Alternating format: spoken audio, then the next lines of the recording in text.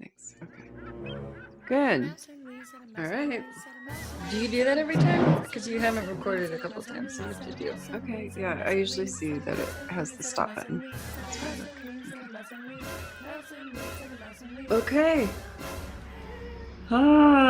It's Halloween. You're here with Mouse and Weens.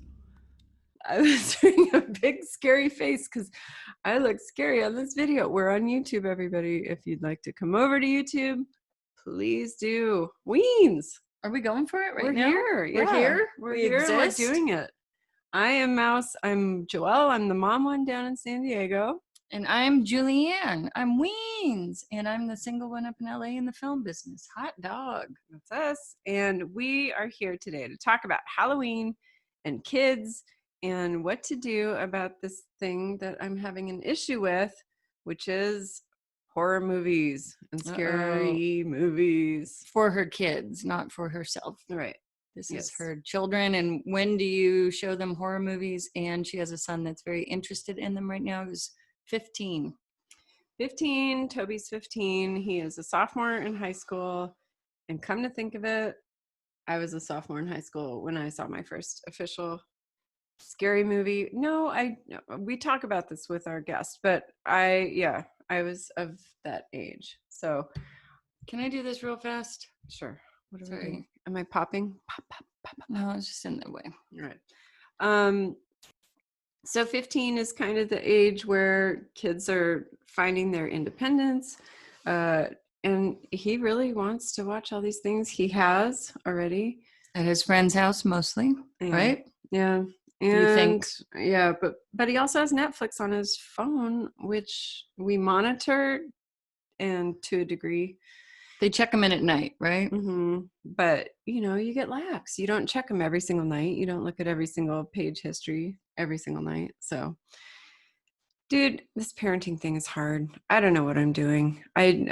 Every parent says that, right? It's true. Yeah, I feel like anything I do, I'm going to mess up. Oh, you guys know this. If you've heard any of our previous parenting podcasts, this is what I always talk about. Same thing. Anyway, Halloween, I always worry about this because but this kid, Toby, has been, and Elliot too, they both love skeletons as toddlers. They both love ghosts. They both love scary things. They love going to the Halloween store. Oh my gosh, going to Spirit, with all the house decorations out in front. I don't know. It's in their blood, I guess. It was in my blood too. I remember being at the library in probably first and second grade, and I might have been influenced by the boys, but there were the Mummy and like Boris Karloff Dracula book, and I was obsessed. The Wolfman, and all the boys wanted to check them out. So I might have been trying to be cool, but also they were fascinating to look at the scary faces. And there's something primally interesting about it. Can you get back to that place though? Why? Why do you think that was interesting to you? I think because it's so different from the average normal people that we see every day. And then there's this fear element of, could I turn into that? And is this something that's lurking out there? I think we are beings that were once preyed upon. There was a short time when we had the saber-toothed tigers. And that's right. Yeah, we have an anthropologist, sociologist on our hands who's studying all this. Well, yeah, you are. So yeah, but you know that too. I mean, we at one point, and I just think there's a human fear element that we're attracted to, right? With true crime, with serial killers. Why did so many people read Helter Skelter to find out about, I almost said Marilyn Manson. You will not find out much about him in that book. Ooh, unless we do another podcast, we have a connection. We do, and we might interview someone who's had some controversial Marilyn Manson stuff going on right now. Me mouth is covered in this video with the pop stopper. That's all right. Just pop out from behind it every once in a while. Right. So you have this fascination, this attraction to the occult or to the dark. I don't have that. Why? I mean, mine is light. I don't have it towards horror. I'm scared of horror movies, and although I can watch like that movie Mindhunter we just talked about, actually we'll be meeting someone who's a horror film director Dr. Don Adams, and he'll talk a little bit about this, but movies that are kind of intriguing, and thrillers are more interesting. I love Sherlock Holmes growing up. I loved the show Mindhunter because it was done so well by David Fincher recently. Yet the slasher movies aren't as interesting, and just blatant throat cuttings and yeah. And I don't like any of it. I'm sorry. I don't like anything scary. I don't like jump scares. I don't like the mental stuff, the psychological stuff. I'm not into true crime. She doesn't like true crime. I love my podcast pals who are true crime podcasts, but I don't like the genre. I don't know about glorifying real killings, but I know it's a thing. And I know we've talked about this in the past, that it's almost like a way to protect yourself, to see it happen and to feel like you would know what to do. This can't happen to you because it happened to someone else, in your mind almost. Or by watching the scary things, it lets you, like what we talked about with W. Earl Brown, by seeing it acted out, it makes it a safe thing to confront your fears. When you are coming of age and you're realizing your own mortality, by seeing it out there, it makes it more controllable, right? I mean, is that what the thought is? That was his thought. W. Earl Brown was an actor who was in Deadwood and Scream. I met him on the Scream set, that movie. And so we started talking about horror films because of that. We just interviewed him on the last podcast. Please listen to that. But that was his take. And then I've had other people say that they love to feel the feeling that they don't often feel, which is the roller coaster fear feeling of being on the edge of your seat. My friend Jennifer Martin from Boston, she says that's what it is. It's the excitement that you wouldn't have in normal life, where you get to go, ah! Right. Okay. So it's fun to her, and things don't get, although she saw Midsommar, and she said that was like, actually, that kind of messed her up psychologically. Ooh, wait, why? What's it about? And how old was she when she saw it? This is recent. Oh. This is one that came out, and a lot of people said it is freaky and it messes with you. And to just what I kind of picked up from it is it's a couple of people, a small group that are just traveling through Europe, and they happen upon this town. I want to say it's Switzerland. Sorry if I'm wrong. And they basically get welcomed into this town, and they can't leave.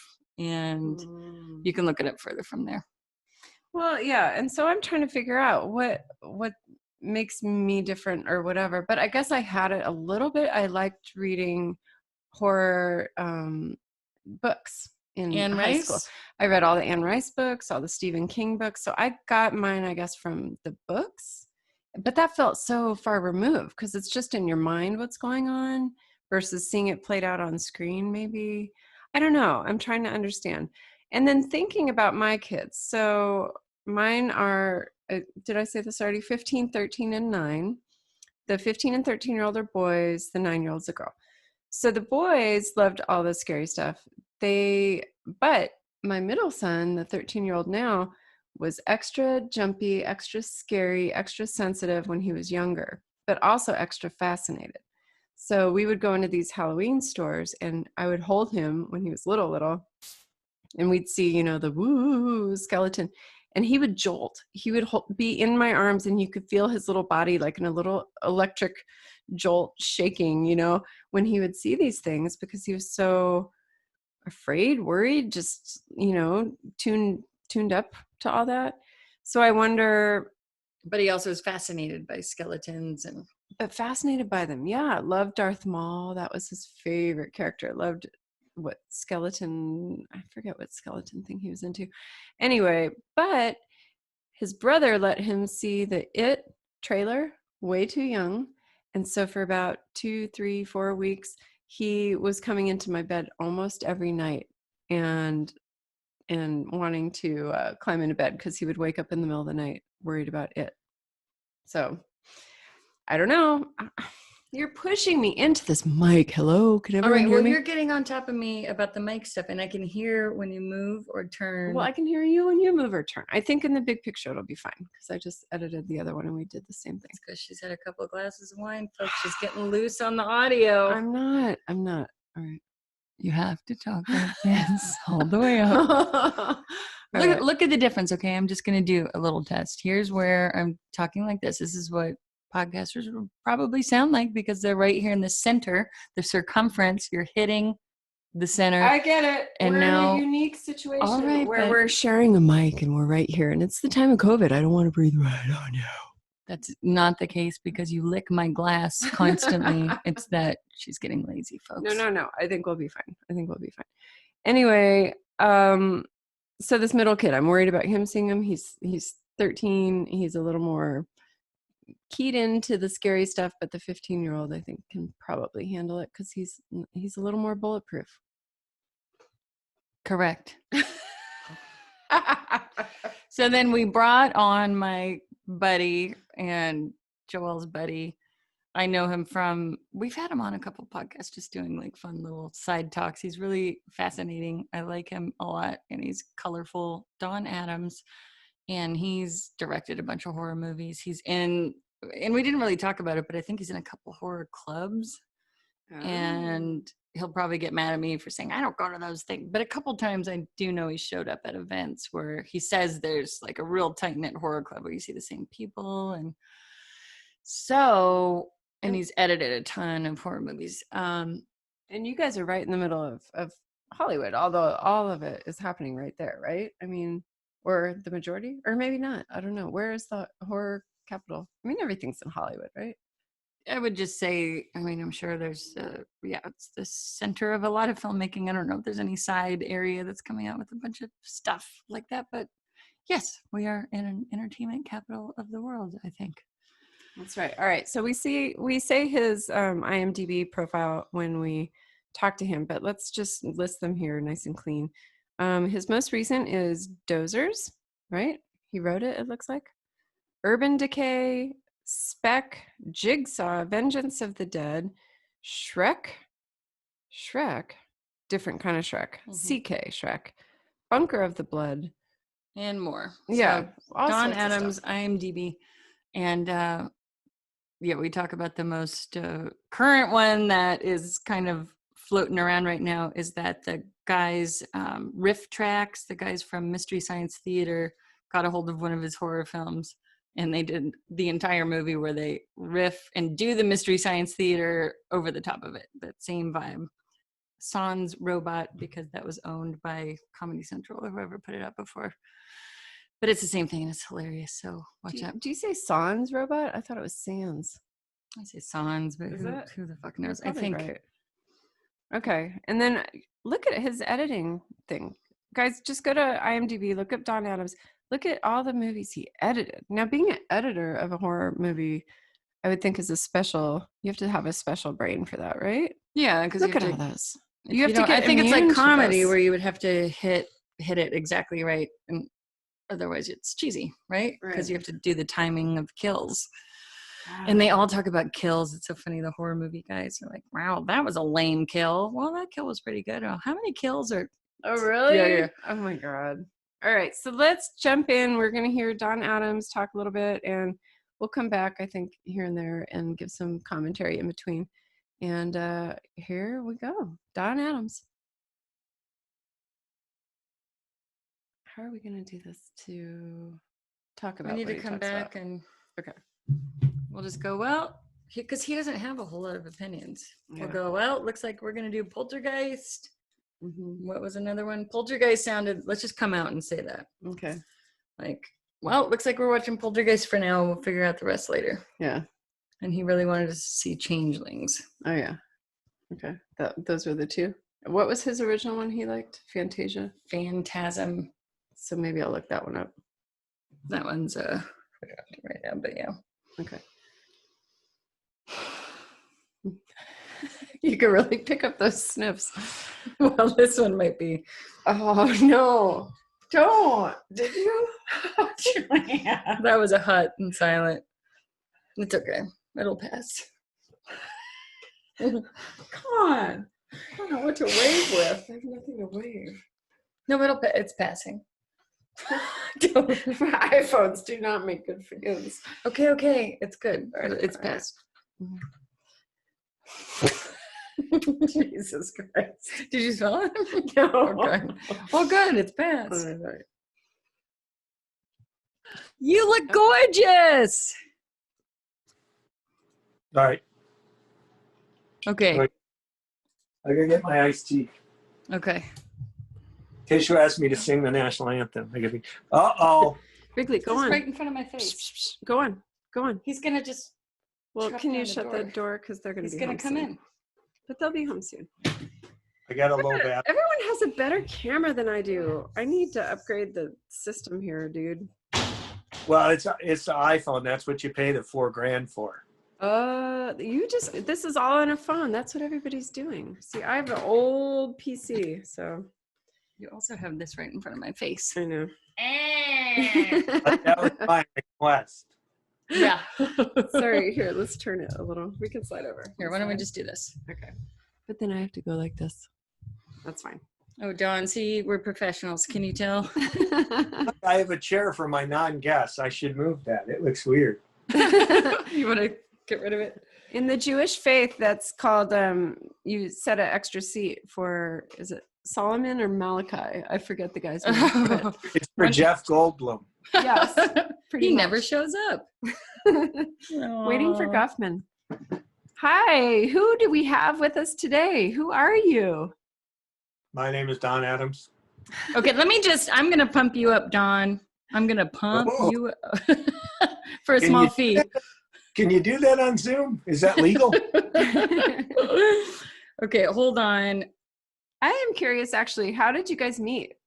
I know you're in the same neighborhood-ish, but yeah. We were at this place, Spoke by my house, this coffee place, and they had bands there, and there was some guy singing who always sang there, and then, but Julianne was with him singing like backup because he would never let her sing lead. Don got mad because he says he sounds like Leon Redbone, and he tried to take over the mic and would sing really loud. I'll tell you a story. I said, I was over there talking, and I came back, and my sister said, "What are you doing? You're talking to that guy that sings all the time?" And then I said, "Look to his right." Oh, so there was a little crushy-wushy going on. Well, she had a very fetching sweater on. It was my sweater. I know. Once I took it off, he had nothing left to say. That's all right. Yes. It's sweater weather. Oh, Yay. wait, All right. So who do we have with? Oh, sorry. Go ahead. Okay, you know how you think your mom's like an interior decorator? Check this out. Wow. It's like my little demon friend who listens to records with me. Oh, what's his favorite record? And everyone has said, I just got it. And everybody said, is that what that's for? And I'm like, no, I invented that. Putting the record. I think it's for candles and shit, right? What's it? It's a sconce, I believe. But you're using it like at Starbucks. This is the now playing selection. Because I didn't want to say a sconce, because I'm all man. Yeah, no, that would be too effeminate. I'm not collecting sconces now. Well, let me ensconce you with these details. Yeah, Dawn Adams, sorry. I had a really funny joke. I was going to say, aren't you from Wisconsin? Okay, that's it. Thank you, Dawn. I'm so ashamed to be from Wisconsin right now. I was always ashamed, but because of the COVID thing and then not wearing masks, I'm now like Dixie Chicks ashamed of Bush, ashamed of being from Wisconsin. Like if I had a career to end, I would still say it. Oh, I know. It's getting sad. Sorry, Dawn. It's the #1 state in the nation for COVID. Yeah. Our relatives are from there, and our Uncle Fred has COVID. He's 84. Yeah. Just got it. Still on a ventilator. And from going to a funeral. We can't say this, can we? No, probably not. Sorry, I was going to go to Kansas City to see the Rainmakers, this 80s band that I love. I saw them as a child, when I was a kid. And I didn't go because of the COVID. I canceled my flight. The COVID killed the guitar player. Wow. No more Rainmakers. Oh my God. Yeah. And John Prine officially died from COVID, right? I was wondering about the list. Like, it's going to be really crazy to see the list. And then these like Trumpers, they say, well, that's not technically the cause of death. That's not what they died from. And the guy's like, that's how causes of death work. You don't die from cancer. You die from what cancer does to your body. So everything is like your heart stopped. If you want a definition of death, your heart stopped. That's the cause of all death. You know? Yeah. But they say it like there's some conspiracy cover up, you know. They're elevating the numbers, you know. Yeah. Yeah, it is crazy. Yeah, why would your heart stop because you caught COVID? Because you are compromised. Yeah, that's the whole thing. Dawn, have you left the house yet? You've been very good about not leaving. I went to Baller Hardware today because I had to get hooks to hang my little demon friend up. See, that was worth it. That is worth dying for. Yeah, but they got their act together too, so that's okay. But yeah, that would be like the third store I've been in this entire time. Really? Yeah, he's been super quarantined. You've been, and then I'll just ride my bike over to his house and he makes me steak. Sorry. Yeah, do you have a garbage can and a tissue? I've been to Staples maybe twice, but nobody's ever in Staples anyway. So, you know. That's the weirdest Staples, yeah. And I did get a haircut because when I was walking back from Staples, there was a lady in there looking sad with a mask on. And I'm like, I should really get a haircut. Was she just like a lady waiting outside to get in her car and you just asked her for a haircut? Or? Yeah, I'll take care of you. She was really good, though. I'm going to go back if there's ever a world. I'm still going to go there. Yeah, that's awesome. Good. All right, now for our official Halloween-y type questions. We had a conversation come up with her son the other day. Wait, I want to intro you. I've been trying to do this the whole damn time. Who do we have with us today? Who is this wonderful Dawn man? Adams is one of the most talented people on the universe, in the universe. Look at that mug. Look at his left cheek, his right cheek. For the people who are listening, he's gorgeous. He's beautiful. He's drinking iced tea. And he's also the director of Bunker of Blood, Chapter 6, Zombie Lust, Night Flesh. He's also, in 2010, you had Dozers. I've never heard of the first movie, she said. Well, you directed it. Where did you get those from? Those aren't my movies. No, well, this is IMDb. Yeah, no, I'm Bunker of Blood. What the hell is that? Well, I think you directed it. Were you drunk? No, I Bunker of Blood. I don't know what that is. Well, maybe there's It's not like I'm Steven Spielberg, you know. By the way, you know how they say the 9th film from Quentin Tarantino? Yeah. I think that every time he puts out a movie, they call it the number. Oh, yeah. That Steven Spielberg, like the next movie should be the 43rd film. Yeah, that's it. Oh, you made 9. Yeah, congratulations. All right, can you just... Well, okay, so you made Dozers, I know, because that's on your list. So that at least is legit. Jigsaw, you have anything to do with that? Yep. Okay, he directed Jigsaw, ladies and gentlemen, horror film, Vengeance of the Dead. Yeah. Okay, which so is just done by Riff Tracks. What an honor. So tell us about that, because I didn't even know about Riff Tracks before that, but that was freaking awesome. Well, they don't tell you or nothing. You know, they just buy it from whoever owns it. I don't own my movies. You know, I don't get a penny. And so, yeah, it just showed up. It was really cool because those are the Mystery Science Theater guys. And it was without the little robot. Because you know how it is when you have a TV show and you leave, they own the show. You don't get to take your stuff with you. Except somehow Letterman did. I don't know how. Really? He took the top 10 list and all that. Normally you don't. You know, they own it. And then you have to be somebody else. So maybe he did a George Lucas and protected everything really early. They're them, but yeah. But that's like a 25-year-old movie. Got it. So you directed a lot of movies. One of them was just done by Riff Tracks. We should check it out. Which was that last one, right? What's the title? Yes. Vengeance of the Dead, all shot in Wisconsin.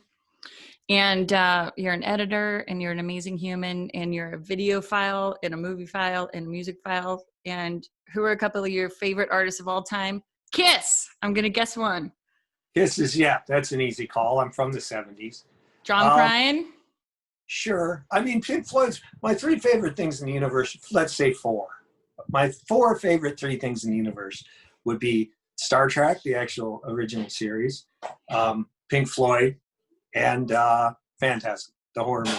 And then English Bulldogs, which, by the way, an English Bulldog came over to my house today. Oh, how is that? My neighbor, Danny. I'm going to kidnap him. Wow. You'll never know. he came over and visited, and I was petting him, and for 2 seconds I thought I'm headed straight to Mexico, and I'll be a fisherman or something, and me and Danny will just live down there. Aww. His bulldog Alice Cooper passed, and it's been about a year, right? Yeah, I think it's been like 8 months. And whenever the LA Marathon was, that's when when we took Alice to put her to sleep. This is like a movie. It's surreal. We had to walk through the LA Marathon. And I asked the cop, like, I got to go over there. And he's like, well, just go. So we went through, and people running, and a couple runners stopped and petted her, which may have affected their times. Maybe the guy would have won the LA Marathon, but he stopped to pet Alice on her last day on Earth, which is a fair trade. Oh my gosh. We were staying in Hollywood at the Roosevelt Hotel, the Hotel Roosevelt, during the LA Marathon that exact day. Yeah. Does she look familiar? You can't use the tunnel anymore, though. Otherwise, you could have gone under the LA. You know, there used to be a tunnel from the Roosevelt to the Chinese Theater. Oh, I didn't know that. Celebrities would walk through it. But then the subway came through. No more tunnel. That's amazing. Oh, yeah. That's cool. They destroyed so many cool things in LA. I do have a great subway story, by the way. What? I digress. One time I was on the subway going to Hollywood, and it broke down. And this sounds like I'm making this up. They had us get out and walk. And we were walking through the tunnel like some 70s TV movie. Oh. And it was old people and people with bikes and stuff. The tunnel's big, and there were no trains going by. But you're way under. And then they came and got another train, came and got us. I just wanted to keep going and walk into Universal City like I Am Legend. You know, like or John Wick or something. Yeah. I don't think I even knew LA had a subway system. Ooh, we've shot at actually John Wick was shooting at the one that's downtown, the subway station. Have you ever been there? It's a big filming location. I was in LA. I moved to Hollywood right when they opened the Hollywood subway. Remember they built it and houses were falling off the hills? Yeah. Good plan. But when we were down there, it was cool. And we were walking. There was like this cute girl, and I told her we should start a civilization down there. How'd that go? That's good. That's the kind of pickup lines I use. Dawn is single, ladies and gentlemen. That's why I'm in an empty room. With like Star Trek stuff. With devil's concerts. Yeah. Okay, so now, what was the conversation that inspired bringing on the famous Dawn Adams? Yes, here in Halloween time, the thing on everyone's mind is spooky and scary. And I have 3 kids. I have a 15-year-old boy. Spooky.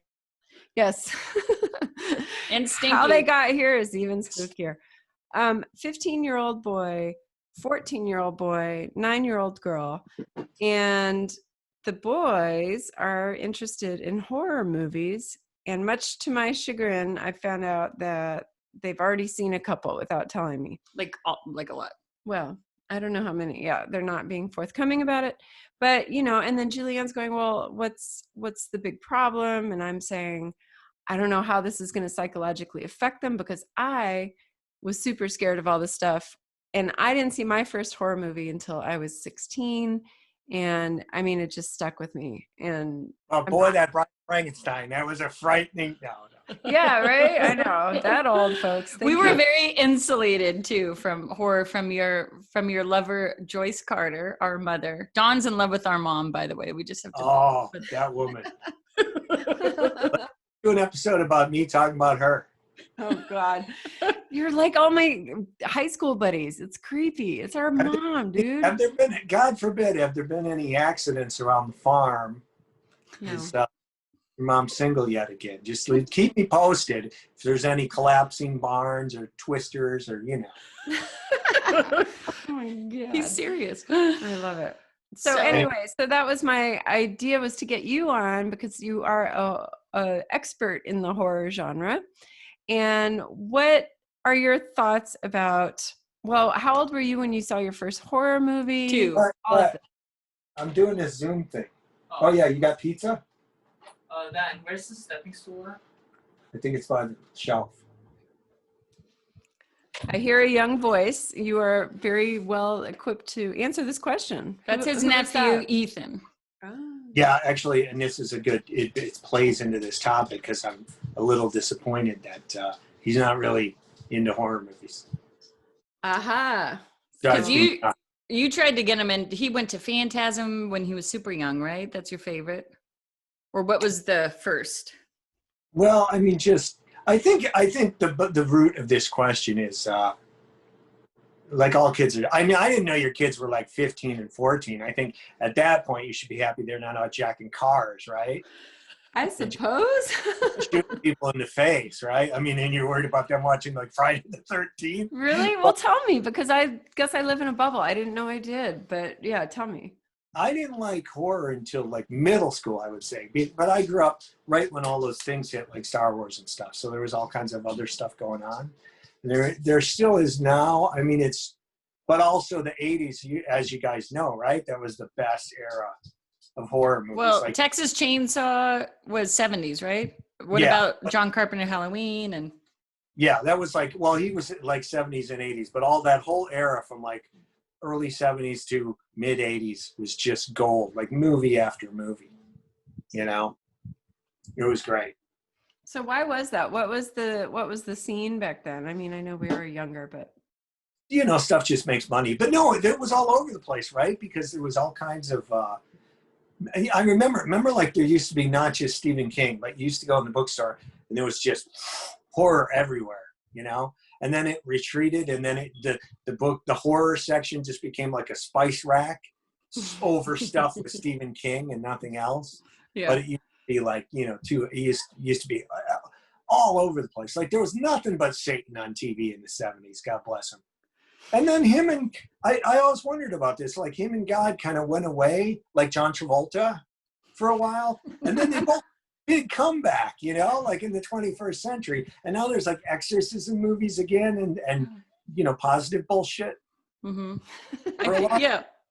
For a long time, there wasn't. There was like, what? And then all of a sudden now, like, there's an exorcist movie like every 6 months now, To me, it was like we had all that good psychological, like The Shining and The Exorcist and all that, The Omen. And then we got like The Facts of Life and all the PSA 80s shows. And that just wiped out everything. I think it was the 80s that killed a lot of stuff.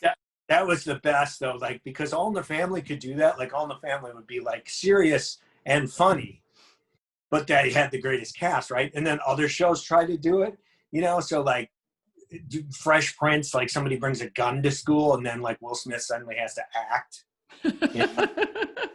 Or you like Facts of Life, I think someone like abducted Natalie or something crazy. Dudley got fingered by Gordon Jump. And she's obsessed with Dudley's finger. Yeah, remember? Sorry. Was Gordon Jump the bicycle repairman? Yeah. Oh, yeah. I forgot that it was Gordon Jump. Oh my God. He could have never got cast again after that. No, that like launched his career. Then he went and he ran a radio station in Cincinnati. You could have done that back then. You could be a pedophile and run a radio station right after. Nobody says anything.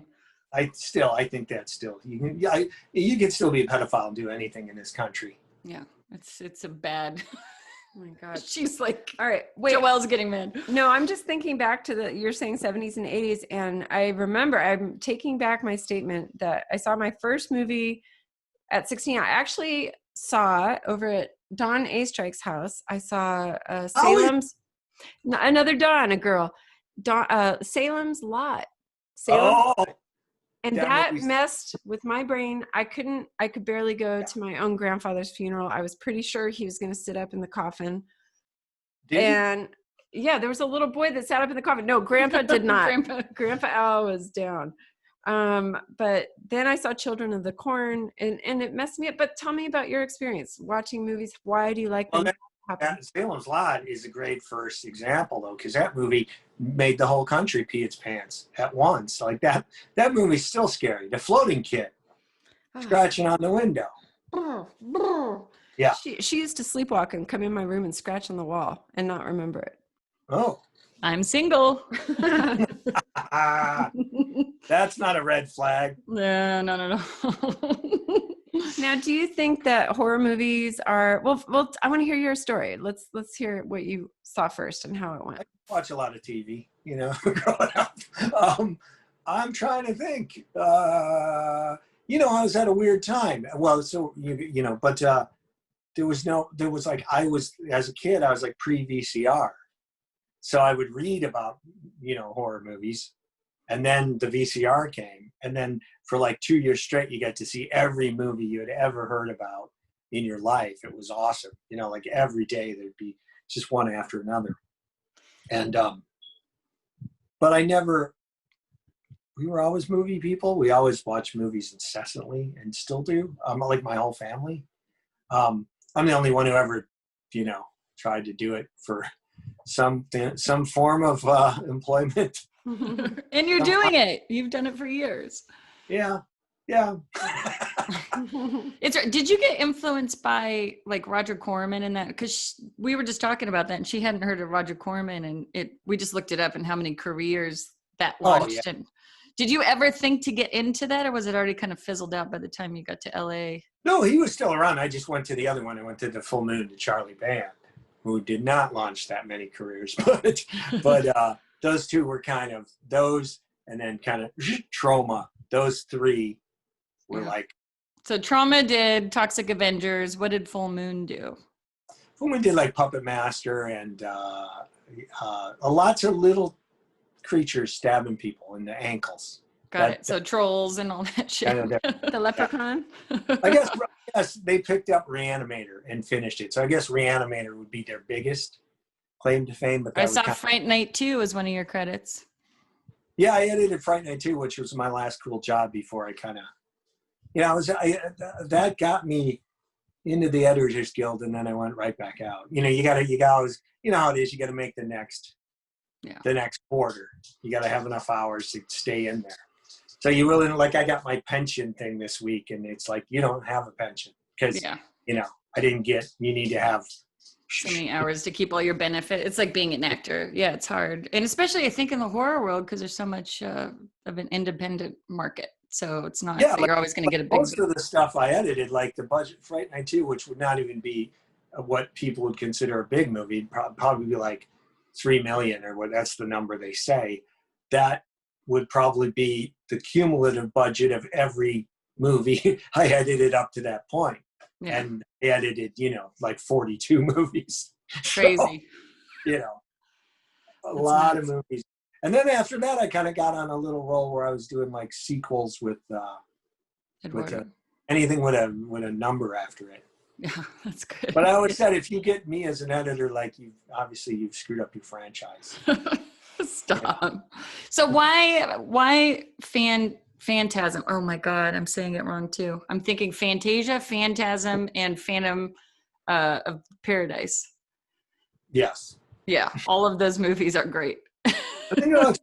I was into stuff before that, horror movies, but Phantasm is the first movie I ever saw where I watched it. My brother taped it off of the CBS late night movie, and he even he cut the commercials out of it, which was great, and he did a good job. And we were poor, dirt poor. I still have some of the dirt, but and we were also, though, one of the first people to have a VCR in our town. One rich kid had, you know, like VCRs came and people were like, ooh, Pete's got a machine. He hits a button and he watches Star Wars. You know, it's like when they give the beads to the Indians, you know, like Star Wars in your house. And people are like, what? And, but my brother worked a summer job and he got like a gigantic behemoth, like 3/4 pneumatic top loader. You know, the tapes were like literally like the phone book. But we had a VCR before, you know, everybody else. Mm-hmm. So we were just taping stuff off TV, and he taped Phantasm, and I watched it the next day, and I've never done this ever. When it was over, I got up and rewound it and watched it again. Wow! Like immediately, and then I watched it like 100 more times since. Why is that one? Because that's a lot of people's all-time favorite. So why would that be as a horror novice?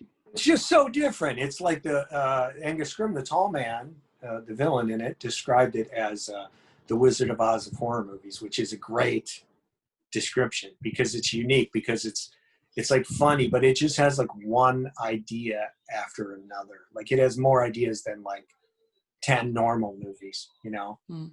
Or like the whole Friday the 13th franchise, which basically had one idea, guy in a mask. Phantasm, that's like the first 10 minutes has more ideas than it. Wow. You know? And that's where we went every Christmas with Dee, was to the Dunsmuir house. And that's where the biggest location is, right? The house up north. Yeah, but that's also another fantastic movie is Burnt Offerings. The whole movie was shot at that house. Wow. Inside and out. The entire movie's on that property. Phantasm is just the funeral home. And also James Bond sleeps there in the worst James Bond movie, the one with Christopher Walken. Oh. That in San Francisco. What the heck is that thing called? But it's just like an establishing shot. Yeah. But That's I love house. that. It sucks because they don't have the budget anymore and they're like not taking care of it. So it's starting to look a little, it's kind of falling apart. Oh, that's too bad. Yeah, but I've been there tons of times. Did you ever go there for the Easter egg hunt? Did we? I remember going there at Christmas. I don't know. Yeah, they would do it all up. And Went at Christmas. I should have, but it was very Dickensian. I remember it just being like all I Christmas remember Carol. is everything was real dark and we were walking around and there was a pond and I thought it was just like shiny wet ground and I stepped in it with my fancy shoes and socks and went right into the pond. Aww. That's my memory of it. you thought it was shiny wet. Yeah, I thought they just hosed down part of the sidewalk and just kept walking, do, and walked right into the shallow little koi pond right up to my knees. You're always falling in ponds. I've noticed this about you. That reminds me of the first day I had Alice Cooper, my bulldog. We were sitting outside and she was walking toward us. She had been in this backyard her whole life, like had never seen anything.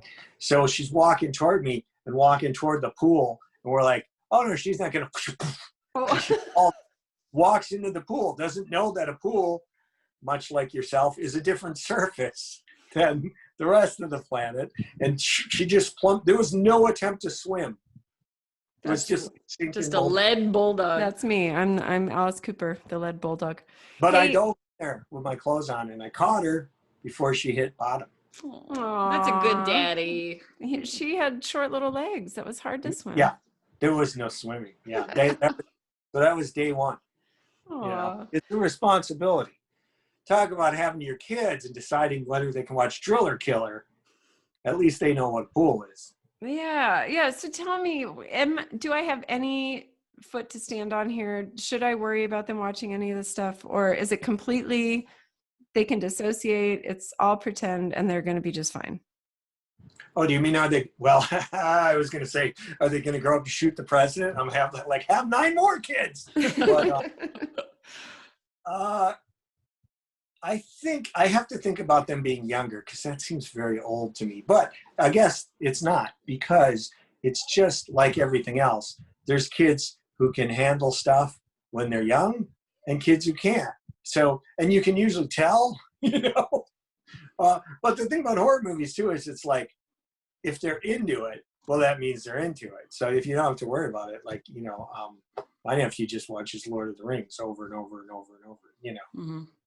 I think we have one Harry Potter nephew and one slasher film nephew. Mm-hmm. So one of her kids is super into it, and he's like, "Mom, come on, and I think he secretly watches it at his friends anyway. But it's the idea is like, do you, as a parent, drink a beer with your kids at home to keep them safe, or do you let them just go do it out in the world? I think. That I never understood. Yeah, but the beer thing I don't get. Like I don't really know what a horror movie is. Yeah, I guess if they know. As long as they have been taught that, which many people haven't, particularly now, increasingly in this country, that, there's the TV and then life is whatever is not on the TV screen. The parts around the screen are the parts to be concerned with, but also don't accept as truth anything inside that rectangle. Yeah, and computer, we'll say. Well, that's even worse because talk about, you could just straight up head for the serial killer sites, try or Nazis or, anything. Yeah. So that's probably where I should be more concerned, not the thrillers and stuff like that. Well, yeah, I guess so. And he has been a kid, the older one, who has always been attracted to the villain. Since he was a little tiny boy, he would draw the bad guy. And Julianne's favorite aunt. Yeah. And then Julianne did take us to the set of The Rookie recently, and we got to watch them dig up some bodies. And it was a serial killer episode. Very frightening. Yeah, frightening. and they got to see the props, and so even little Charlotte, 9 years old, is touching the dead body that they had just exhumed, and going, oh, it's made out of rubber and it's pretend. I So think that That helps. is freaky. I was watching the Twin Peaks pilot again the other day. Not that I ever don't. Like, I'm totally familiar with that, but I was thinking about how shocking it was, and they did like an autopsy on that show, and it was like, oh my, on TV, and now that's all TV is. It's just the cops chasing serial killers. It's as if, you might. I don't think you'll grow up to be a serial killer, but you might grow up believing one that police solve shit. right. Yeah. And do that, they have these offices with like screens and all this technology and shit, and also that that's all they do is chase down serial killers, where really they very seldom catch them, because most of the time those killers are killing people on the fringes that nobody's looking for anyway. So Well, that was what was good about Mindhunter. Did you see that? I love that show. Wasn't that great? Oof. The thing about it is like the obsessive like period detail, and that not the lead guy but the other guy, it's like he stepped on it. It's like one of my uncles, like he stepped on 1974, like he's so. But Fincher's crazy, so like everything is Meticulous. The windows all have the glass, and that like everything looks exactly like super period. And that's David Fincher, for people who don't know, who did Fight Club also. There's a great story about Fincher and Zodiac. This is because like Tarantino made the Hollywood movie, and people are like, oh, look, he turned Hollywood back into Hollywood. And I'm like, no, they put a couple signs up, Yeah. like they drive by the CNN building in that Tarantino movie. I'm like, what? There was no CNN, right? No. Yeah. Thing, right? But like I saw it go by, but it went by so fast that you don't know it's it unless you know it's it. But now Fincher made that movie. When Fincher made Zodiac, Robert Downey said, they're in the newspaper office shooting, and he picks up the San Francisco Chronicle, and Fincher had them make the entire newspaper from that day. If you opened it up to page 13, it was page 13 from that day. Nobody opens it up in the movie like it. There's no reason for it to be that complete. He just does it because he's, He's David Fincher. Yeah. Yeah. Wow, that's cool. That's awesome. Keeping people in the groove. Yeah. I just watched Sherlock last night again, by the way, at 4 a.m. For some reason I woke up. I know we're getting a little off topic, but Guy Ritchie's Sherlock, which is still pretty amazing. I dig it. Anyone? I mean, it's fun, right? How he thinks out things and plots them out. You think it's a little sticky? I just think it's a little Hollywood. Sherlock Holmes was like an addict, the character. Like he look. I'm like, that's a pretty healthy looking Sherlock Holmes right there, and then he's doing karate and shit. Yeah. So I mean, did you like the Cumberbatch? Do you like BBC? Oh, yeah. Oh yeah. Yeah. I mean, he's perfect for that. And I love Doctor Strange. Is my favorite Marvel movie too. Yeah. But that Wrath of Khan, forget about it. Never should have made it. I didn't even see it. We saw the originals. I still remember the thing coming out of the guy's ear. I can't forget that from being a kid. Oh, do you remember? What are we talking about? Wrath of Khan. I didn't see it. Carlos Montalban. That's why I can't wear those Apple earbuds that everybody wears. It's just like those things going in. Do it. I'm like Eric Carmen in the Raspberries. I got like the full on studio headphones and all. I walk down the street, people laugh at me, like I have special needs. And I'm like, I do. I have special need not to have a thing inside my ear canal. I have the same one, and I look like a ridiculous 1980s roller skate delivery lady, but I love those. Yeah. That's Okay, fine. now do you want to you were going to ask something, and also should we get the movies that you would say recommend to? Yeah, I was hoping you could give me a starter set of horror for the faint of heart, the lighter side of horror for me, because I feel like I'm listening to you guys talk. It's like another language to me. I have no interest in any of this. I like the light. I like the funny. But if we could do a family movie, I said Scream because, of course, I was in the video store scene. But we just interviewed W. Earl Brown, who was in Scream as the cameraman. I thought that was kind of a light, nice movie, right? Yeah, but very referential to other movies, Like I would say horror movies for non-horror people, which is the problem with studios making horror. If you look at the history of horror movies, almost every great horror movie was made somewhere in left field for no money. Almost every one. Night of the Living Dead, obviously. Even Psycho is Alfred Hitchcock's cheapest movie. You know, they wouldn't let him make it. So he's like, I'll make it with my own money. And they're like, go do that. And then, you know, that's why he was a gazillionaire. What about Texas Chainsaw too? Texas Chainsaw was made in Texas by Toby Hooper. Same thing, out in the field. John Carpenter, Halloween. I mean, he was in LA, so you think, oh, but that's a $300,000 movie. Phantasm, all of them carry. But then once in a while, there's a big studio like Exorcist is as good as a horror movie gets. You know. What was the budget on that? That was a big movie. I mean, that was like a bestseller. So, I mean, that's bigger than the movies we're talking about, you know, than the all the other ones. But the thing about doing a studio movie, hold on, my battery's going. Dawn disappeared. Hey! Thing about doing a studio movie is you get performances like the lead woman in The Exorcist, or George C. Scott in The Changeling, which is a movie. That's the movie I would recommend to like non-horror people because it's very traditional, but that movie's also scary. You know The Changeling, right, Julianne? George C. Scott in the haunted house. You talked about it, and I tried to watch it. It was too scary to watch alone. I'd have to be with the group. You guys should watch that together, and then you can talk about it. Is it psychologically scary? Yeah, it's a ghost movie, so. What about Poltergeist? It's got a kid in it. Is that? Yeah, Poltergeist, but Poltergeist is fun. Poltergeist to me is like Gremlins. You know, it's more like a haunted house. Like, so that's a no-brainer. Like, yeah, that's Really? like Okay. teenage, you know, fun. So, but you guys should watch The Changeling together because it would be really interesting to see you react to it.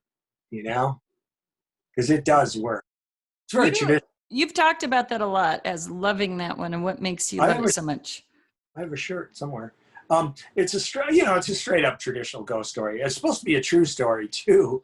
You know, it's that, The Shining, and The Haunting. The Haunting's another good one, The Real Haunting. Even though The Haunting in Hill House, that show was great. But the original like 60s Haunting, Robert Wise directed. He also directed Sound of Music, which is weird that people could do that, have those diverse careers back then. Wow. Yeah. Now What about like Pan's Labyrinth? That's more like a fairy tale. That's like a fantasy movie to me. I love that movie. Mm-hmm. You know, but Pan's Labyrinth is not an easy movie to watch. You know, is that a 15-year-old kind of movie in your opinion, or is that a little too much?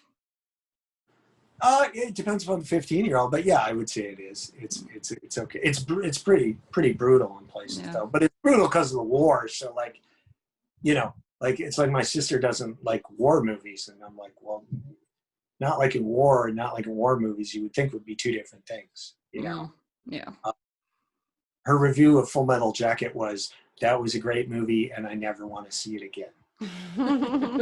I can relate to that. Now, I think, did Toby allude to watching Hellraiser? Pinhead was one of his favorites. I See, think he saw that. That's real horror right there. So now yay, good job, Toby. And then he saw It, the new version. Oh yeah, it kind of pisses me off so much. Why? It's got this weird comedy in it, particularly the sequel. Yeah, I don't know what's wrong with those movies. Like they're so, but that book, you know, that was like Stephen King's kind of cocaine era where he was just doing whatever. He doesn't remember even writing it or something. Yeah. Like those 3 Alice Cooper albums that Alice Cooper doesn't remember recording. They're all good, by the way, unlike It. I love the commentary. Did Stephen King get hit by a car? He did. Yeah, a drunk guy hit him. Yeah. And the guy had like multiple drunk drivings. And I saw Stephen King talk live after that when he did the JFK book. I saw him talk in New Orleans. And when Stephen King does an in-store for the bookstore, they have to go rent an arena because, you know, 1,500 people come. But he was great. I thought he would be all grumpy because of that, because I had heard he was kind of fucked up for a while, as you would be if somebody ran you down, you know. Yeah. And he had a lot of physical pain, of course. But he was like dead on, like, you know, it was like the Abe Lincoln robot at Disneyland if he made Stephen King. Like he was exactly like you would hope Stephen King was going to be. Wow. I He came- remember also seeing Pet Cemetery. Sorry to digress, and That scared me. that freaked me out too. And you probably because of animals, right? That scared a lot of people because of the sister with the spines. Yes, Rachel. Never get out of bed again. It made a ton of money too. I always had problems. I was talking to somebody about that. Like people, I was like, as a parent, until Alice Cooper died, I didn't think you could possibly, if somebody said, hey, you can put her in the ground and she'll come back. I never had that thought that I would want someone to come back. You know, they've done that with cloning where they did a whole This American Life on, it was a bowl that was like one of those you paid $2 at the country fair to hang out with the sweetest bowl. It was this giant bowl.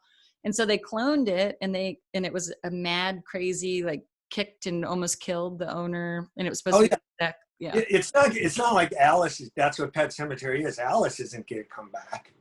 Yeah. Like evil Alice is going to come back. I actually make jokes about that all the time. You know, I actually talk, my sister was telling me, I still talk in Alice's voice. Alice has a voice. And she was telling her friend, yeah, we talk about Alice all the time. And her friend's like, oh, that's nice. And she's like, yeah, she has a voice. And then the friend's like, oh. You have to do the voice though. You have to tell us. Oh, it's like, Daddy, I's going to come back now, Daddy. I actually say it all the time that we're going to have a resurrection party. Alice is like, when's your resurrection party? I's going to be coming back. And then my looks at me like I'm crazy. But I actually do when I get tired. It's like Norman Bates. I'll be in bed. Last night I was in bed and I'm like, you know, Daddy, we could use your snacks. Oh my God, he's Norman Bates. Then I go, I just said that, you know? Oh my God. Was the snack Foster's Freeze soft serve ice cream? Oh yeah, Alice loved Foster's Freeze. That's the last place we went. She got the ice cream. Daddy gets me the ice cream. But the character of Alice who's coming back, she's mad because she's like, guess what happens when your family takes you for ice cream? It's good ice cream, but then they kill you. Oh my God. Kill you. So she's all pissed off. I can see this is why he's a horror guy. Yes, I see a movie coming out of this. What are you thinking? I actually always had this movie idea where a guy who's this loser filmmaker whose life is ruined. He's looking around the room. He goes, he realizes this movie he made like 20 years ago that fucked up his career because everyone messed it up. So he goes back to kill them, to fix it, and cuts the killings into the movie. Ooh. Do that movie.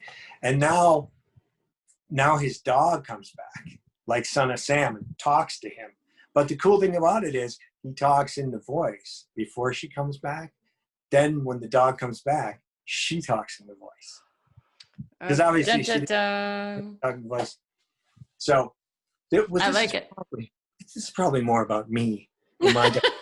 Wait, can I throw this in? Have you ever seen the French film Baxter, where the dog is narrating the whole movie, looking at his owners, going, "You disgust me." I know about it, but I never saw it. Yeah. So Baxter, it was like a French bulldog that just talks the whole movie. There you go. Yeah. If it was in English, but it always bothers me that dogs talk like people. They talk like Michael J. Fox in movies, stuff like Alice, where they're like, I used to do this thing to Ethan where I go, hey, boy who doesn't go to school, because that's what she'd call him.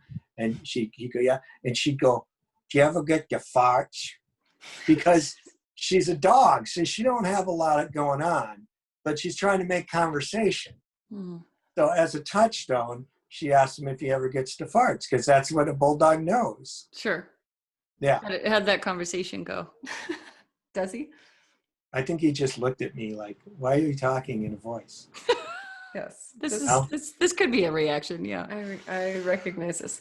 Well, now, okay. Can I just say, you are like a very sweet guy. You're a dog dad, the whole thing, yet you love horror. Well, so what would you say? Fair. What would you say about the psychology of like why people love horror? What is it that it does for you? Why do you love it so much? The number one thing I say about everything, it's like heavy metal, all rock. I mean, nothing fun is good for you. You know, like they can say all they want about like, like vegan food and all this shit. The shit's just not as good as the nasty food. And that's how everything is. Like, I'm not saying a Twinkie's good for you. I'm saying a Twinkie's a lot of fun. You know, so I particularly dislike, there's this thing now, because of the guy who's pretending to be Rod Serling. I can't even think of his name. Oh yeah, Jordan Peele. Where it's like, oh, this, and for some reason people get excited like that the movie has this hit you over the head social message in it. And I'm like, I just miss like the 70s when movies were just crazy. You know, like I watched a movie the other night, this guy like goes to the gas station and the woman thinks he's his dead son. So he moves into the house, and then everyone else is also acting like he's the dead son. And then like the sister who was sleeping with her brother starts sleeping with him. And I'm like, see, this is what movies should be. There's no reasoning, you know, it's just to bring the noise, you know. They go to 11 70s movies. And now it's like, you can't do anything because it's like, oh, you know, it has to be Socially conscious and PC. Like some asthmatic, you know, lesbian in a wheelchair fighting the Republicans. Like it can't be people, you know, just blood for blood's sake. Putting on a leather face and fucking things up. Yeah. It's like they try to explain how Leatherface got to be Leatherface now. And I'm like, I don't want to know. You know, like, they did that with Michael Myers. It's like, oh, first movie, he's the boogeyman. It was the boogeyman. I'm done. Great. That's all I need to know. Then they make 10 sequels. It's your sister and your brother. Put them up for adoption. And it's like, the more you say, the less scary it is. Yeah. That's what's wrong with ghost movies. The more once you start figuring shit out, somebody joins the house, you know, it's not scary anymore. Well, so I kind of like the origin stories and things like Batman, or I like backstories, but I guess it's different. You don't want to know too much about the killer. Is this a girl-guy thing? We want to know about the relationship, what their parenting was like, what makes them this way. But you just want the slasher, the killer. You want the fun stuff. It's just entertainment. Be scary. I mean, the more you know, the less scary anything is. Now you're empathizing with them and you're trying to figure them out. If we knew how to stop the COVID, it wouldn't be scary anymore. Knew how what? If we knew how to stop the COVID-19, it wouldn't be. Let's just keep this thing going. This is exciting, right? Edge of your seat, death. It's great. Well, thank you. I think we got, we got a few starter films we could watch immediately. Yeah, that's good. Yeah, you got to watch The Changeling. Is there anything we should stay away from that's really going to mess up someone's mind? Yes, Texas Chainsaw Massacre. That has really messed you up that you just can't shake? It's funny you should say that, because I have a friend, and when I say, hey, did you watch something? I'll just name something. He'll go, I can't watch that. I need to protect my psyche. Like, I love that. But I'm like, you need to protect your psyche from, you know. From yourself? From Videodrome, you know. But like now I use that, but I need to protect my psyche from, like, you know, I don't know. From it. From yoga. You know what I mean? Like, I just, the things that bother my head are different than the things that bother his head. Could it be the rooster across the street that did you hear that? I rode my bike away from his house. And your old place that you moved from had a rooster across the street. It did. And now you're in a new place. I heard it going by. Oh my God. When Alice Cooper, my bulldog, saw that black chicken that was walking across the street, it was the greatest thing. Her face, like, she didn't know that existed. And then I think somehow she started to figure out chicken is what she eats. She just wanted to eat that chicken so bad. It was awesome. But she didn't know what it was when it was first walking. She's like, her face. She's like, nobody told me that those things existed, you know? I love it. New discoveries. Yeah. They exist in Frogtown for sure. There's chickens all over. Everywhere. Yeah. Chicken Town. Well, thank you, John. Do you want to leave us with any wisdom? And do you want to plug anything? Where can our listeners find your stuff, and what are you working on these days? I just got a day job nonsense. But I'm happy because the world ended, so I'm happy to have an income. Trying to think. Well, I just made a zombie short film I just finished, but I'm just waiting. There's no festivals to submit to, so the festival keeps getting pushed, but that'll, look for that in 2020. They can show that at my funeral. There we go. And he did say he was planning on, I showed him, I had Dawn on FaceTime at your house, and I said, look at this, they have an orchard up here, And he goes, that looks like a perfect tree I'll hang myself from. Oh Do you my remember? I said, ask your sister. Her backyard is so beautiful. If I could just come up there some weekend and hang myself, Oh my God. you know? I am so faint of heart. I cannot handle all this, you guys. This is I don't know so why funny. it made me so happy, just that idea, you know? Please don't. Our property value will go down. I never forget this. You would never, you know, when you're making a movie and people watch it and they go, oh, that could never happen, right?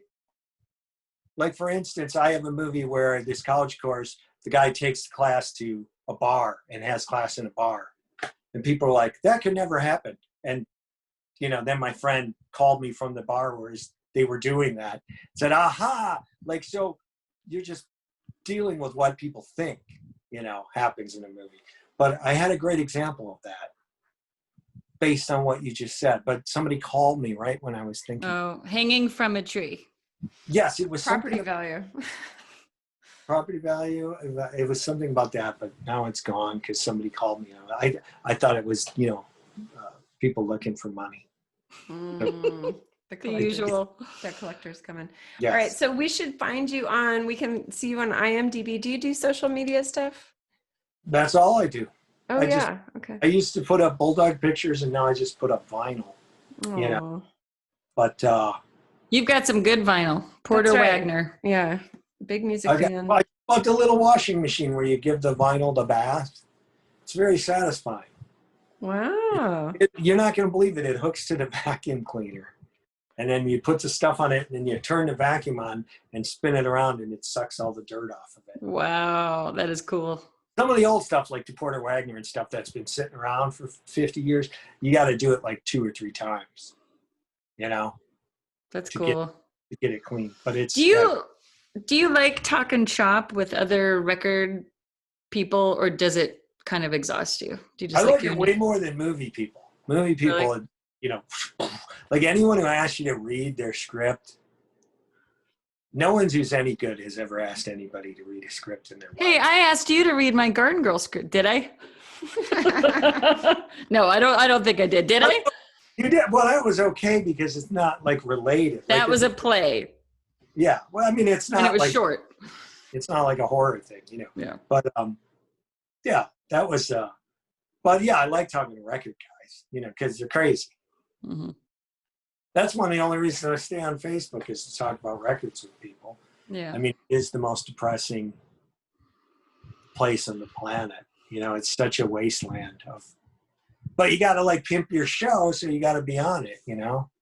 What do you think about? Well, I know you need to go, but like Zuckerberg, a lot of people are deleting their accounts because of him and just saying "fuck Facebook." I think it's great, and anybody who can stop it, you know, it's a great thing to not do. I stopped doing it for like a month, and I said I'm just going to do other stuff. But there's nothing to do. You can only watch so many records.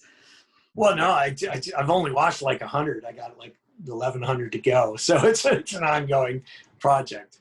I watched 30 the first day I got my new record player, and I thought then I got the work week, so I thought it's wash day, so I do 30 records. I listened to those 30 records in the first like 2 days. I'm like, now I got to do more wash. Oh my God, I love it. Well, I like your decor. It's very you. That looks awesome. Yeah. And thank you for being with us. If we were there. I was sleeping when you called me, so. Were you? Yeah, that's why I'm so punchy. Oh. I would have been much more rattling off stuff if I hadn't, you know. Saturdays when I go into a coma, a work stoppage coma. Oh, that's true. Well, this was just a rehearsal anyway. We're not recording it, so we'll call you right back and we'll actually. Oh, we love you, Dawn. I miss you. I haven't seen you forever. Yeah, I just when I go to Staples, I think I always text you when I'm going by your house. I haven't been home for like 2 months. Like, hey, going by your house, it's in flames. Yeah, I just. Will you water my plants next time you go by? I have plants right here. Wouldn't it be awesome if I just panned over and all your plants were piled in there? That would be so creepy. And my clothes are in your closet or something. Or you take down all the curtains and it's actually at her house. No! I just roll away the background, you know, and there is the undone laundry, you know. And he stands up and he's got your undies on. Yeah, no, now we're talking. It seems just That like just happened. Some CNN guy was masturbating on a Zoom call. No. I Did you heard see? about this. No. Yeah, I heard about it. Yeah. And then men are like defending him. Well, you know, they're like, well, everybody does it. Come on. it's like George Costanza. If you had told me that was not allowed, Yeah. are you Do not? we need to tell you? Well, you've been greatly entertaining. We appreciate your expertise and your decor and your doggy stories. And we just think you're the bee's knees. So thank you, Don Adams, horror film extraordinaire, record washer forever. I'm going to watch you it right now. Go watch some. Bye. All right, bye. Okay, so I think that is my list that I'm okay with. We had Phantasm. Is that what the final?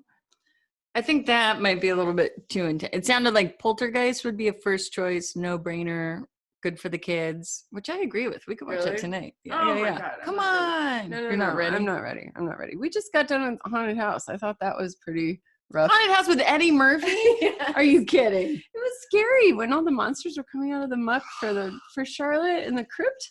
Oh, well, we don't have to have Charlotte watch it. Anyway, so that was one. Changelings was another. We'll have to look that up. That's That one's scary. C. Everett Scott. Am I wrong? George C. Scott. Sorry. C. Everett Scott. What does that do? C. Everett F. Cooper. F. Scott Fitzgerald. Yeah. So that one sounded good. And then Phantasm, I want to see because that one a lot of people have said is classic, their favorite. And I'm surprised you didn't mention Night of the Living Dead because I know that's one of his favorites. All-time classic, great movies. But I'm sure we just, it happens. We don't mention certain things. All right. Well, let's go to, let me just read a couple things that that's right. the old internet says about, here's mine, moms.com. Is it okay to let my child watch scary movies? Let's see what this lunatic says. Lunatic. Wait a minute. Well, I don't know. Well, okay. So I was doing research too. I'm like, let's go find some expert opinions, some psychologists. And we looked up a bunch of people and I'm starting to feel very alone in this opinion that they should not watch these. I do feel like it's going to mess with their little brains, but it seems like let's just get into it. Let's hear what some back and forth what are. is I get it with little sweet Charlotte who likes Disney movies, who's 9, who's, little sweet, and you don't want her to go down a dark road maybe at a young age, but with the 15 and the 13. I don't know. I mean, I guess I go to worst case scenario mom brain land, which is maybe this is going to give them ideas that they're going to want to go and, capture the neighborhood cat and see what happens when you pull the leg off or something. Is that awful? It's probably just so unrealistic, but I always go to worst case scenario. And would I be a bad parent for having given them that idea, for having given them the green light to watch the movie that gave them the idea to do the thing? It's kind of like the shooter in the synagogue. I think about his parents all the time, like just in the next town over.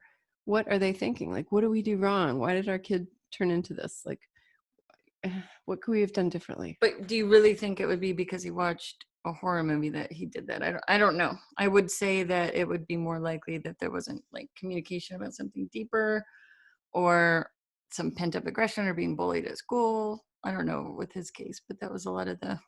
Yeah, I know. I mean, I know in my logical brain, I guess, that won't cause that, but I would hate to have any hand of green lighting any behaviors, But you can't control, this is where I get it, I understand, but then, so I talked to a friend of mine who is my good friend, and we talked about this subject, and you specifically, sorry, but it was just that he had his 14-year-old nephew over, and he was saying, he's like, well, that sounds like, you're trying to control too much, that they're definitely watching these movies, he's watching them, and you're trying to like almost like too tight of a hold where they're going to be doing what they're doing anyway, and that might make it more taboo and rebellious anyhow to do it that way. So sit them down, talk about it, and don't make it like a shameful big taboo thing.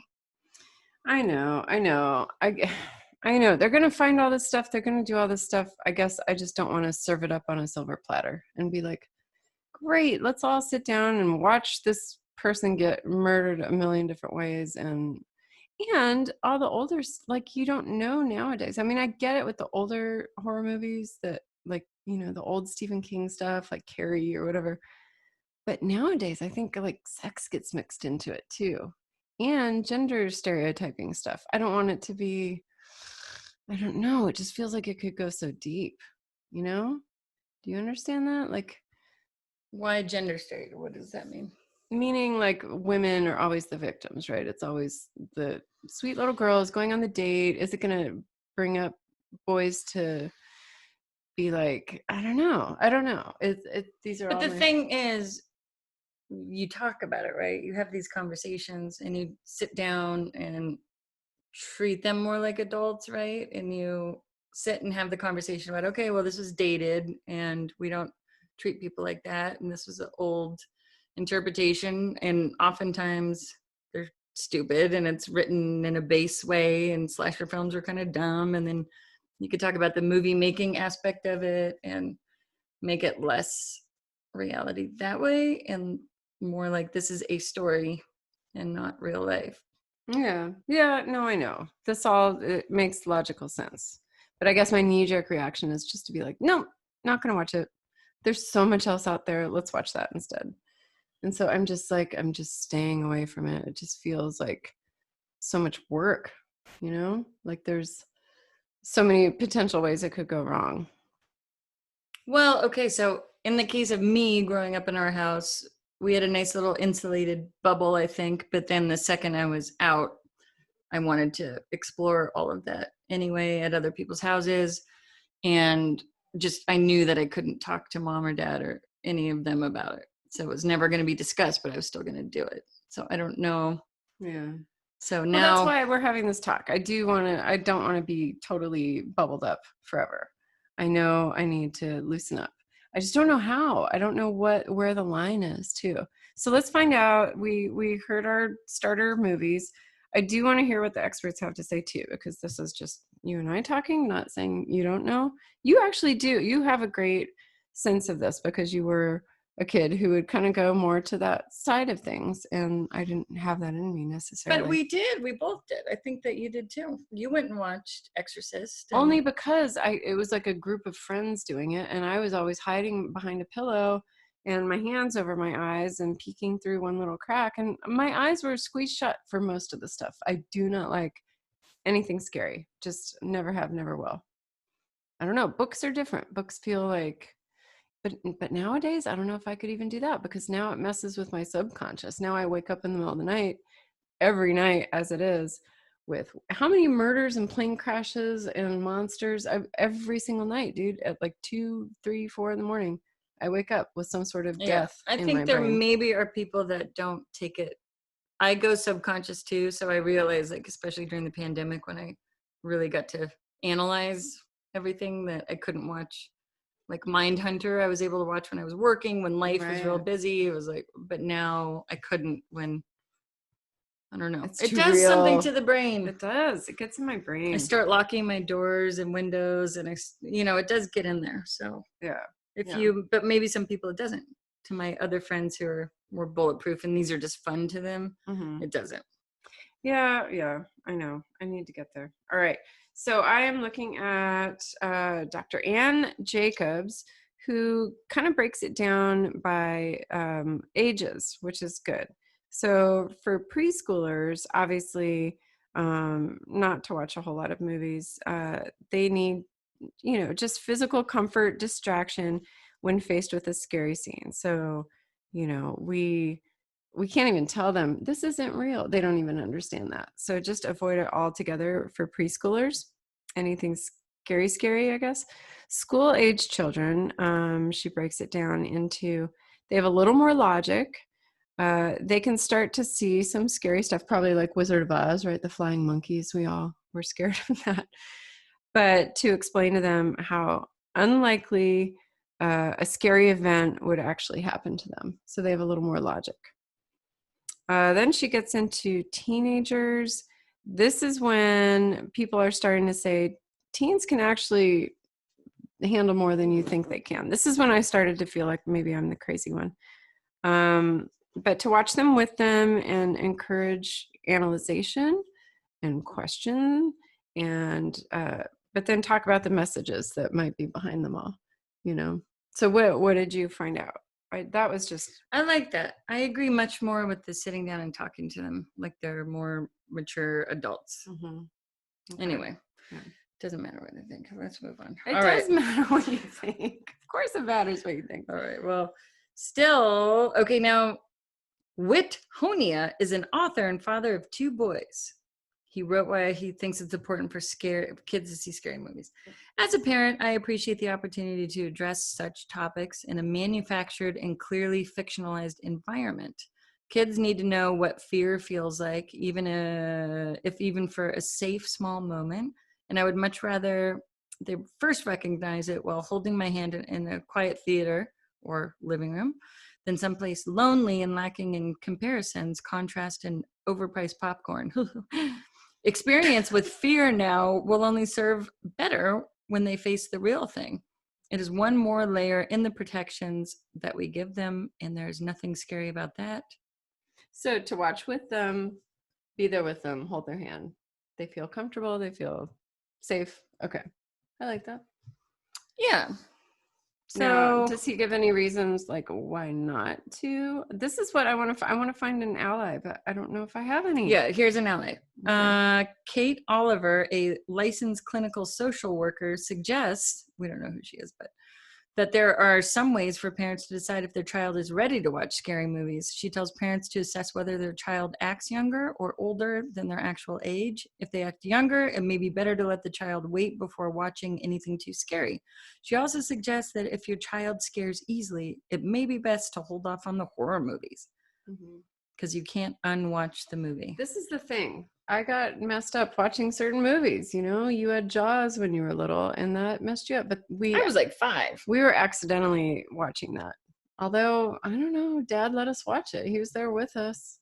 I'm surprised. Dude, It's probably because he was like, I can't get rid of these kids. So, well, yeah, our cable got mixed up with our neighbors. And oh, that's what it was. We weren't in the theater? We saw one in the theater. We were at home on Fountainhead. And I remember I was either first or second grade because that's when we lived there. And I ran upstairs and threw myself on the bed, face down, stomach down, and put pillows over my head.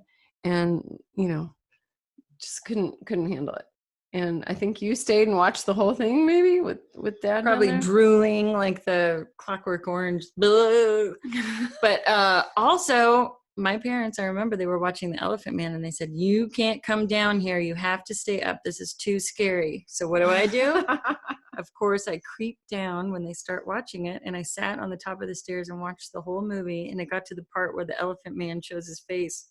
I was like, and ran back upstairs, and that messed me up for a long time. And this was the original Elephant Man, the black and white. Yeah. So disfigurement. I know. I have a friend whose son gets real wiggy when he sees. Yeah, I couldn't watch. I never watched Mask because of that. Really? Yeah. Same thing. But I do see the value. I had to push through it. You know, granted, I was probably 25 at that time, but you know, there might be a value in talking it out. Did they ever talk to you about these horror, like Jaws or anything? Not that I remember. Because if you talk it through, say it's fake. The thing is that I was swimming in my friend's pools for the next 10 years thinking a shark was going to attack me. Yeah, weren't we all the kids of the 70s and 80s, weren't we all afraid of the drain at the bottom of the pool and the ocean, of course? And I think there's an article about why Jaws fucked up. Like, really? A huge amount of people. Yeah. Yeah. And now we're all afraid of sharks. And so and maybe there's something. Week. We're all making, you know, movies and TV now. And my ex still jokes about me sitting at Shark Week, and I would be so glued to it, and he would come up and scare me like he was a shark. And I would go, "Wah!" And he's like, "What? You're on your couch. Like, how could you? You're not in the water. There's no." Yeah. But anyway. So maybe that's how much. Maybe it's a brain thing of when you get really into the fiction of it. Yeah. Yeah. Anyway, you might have a point that maybe people think they can handle it, but secretly. I mean, I know I need to loosen up, and maybe this is the year we try. So since we've been talking about Scream so much with W. Earl Brown, and they want to see your scene, your big background scene in the video store of the first Scream movie, and that is such a keystone movie for this genre, right? The modern, horror movies. And what's the word you guys use? All you cool kids use? Very meta, because it's a horror movie about horror movies, right? But then, like he was saying, the kids should know what they're referencing. So go watch the Halloween and go watch the Nightmare. Yeah, so I don't know. I think start with Poltergeist. I feel the same, Okay. that's probably the most benign. Okay. All right. Well, this is the year, I guess. Oh my God. I can't It'll be believe fun. it. Oh, I'm scared. Well, we have to go park Charlotte somewhere safe, and then we can watch it with the boys. All right? Tonight's the night. Will you help me? Will Yeah. you watch it with us? Yeah. Oh my God. Okay. This is exciting. All Happy right. Halloween, everybody. So why don't we have, if anyone can write in about what you're doing for Halloween during the quarantine for, I don't know when we're putting this out, but it's Well, we before got to Halloween. go before Halloween. We got to quick edit this together, and we'll get, any opinions. Find us on Facebook, Instagram, Twitter, and I'll put out all the polls there. And maybe you guys can just reply to the questions in the polls about what are you doing with your kids and horror movies? What have you seen? What scared you as a kid? I want to know all this stuff. Yeah, I feel love very this. alone over here, you guys. Don't let me feel alone. She needs some parenting tips. Let's get a parenting poll. All right. Yeah. The mouse is is a lot of- scaredy cat. Scaredy cat mouse over here. That's all right. I need to get over my fears. All All right, right, you everyone, guys. signing off. Happy Halloween. Mouse and Weens. Bye. I don't know how to turn this off in Oh. any kind of Oh, interesting wait. way. Can I finish one last thing? Mhm. And a very special thank you to our patrons at patreon.com/mouseandweens. These folks have been supporting us for months, and we so appreciate it. It gives us the gusto The to chutzpah. keep going. Yeah, we really do. We do it for you guys, knowing that you see value in us and we see value in you. So thank you so much. If anyone else wants to join us, patreon.com/mouseandweens, and come get all of the good swag and goodies and extras. We put in bloopers, bonus features, extra videos. Before I already published stuff on episodes that aren't even out yet. So these folks have the word before it even happens. So thank you, everybody, and we will see you soon. Bye. Goodbye.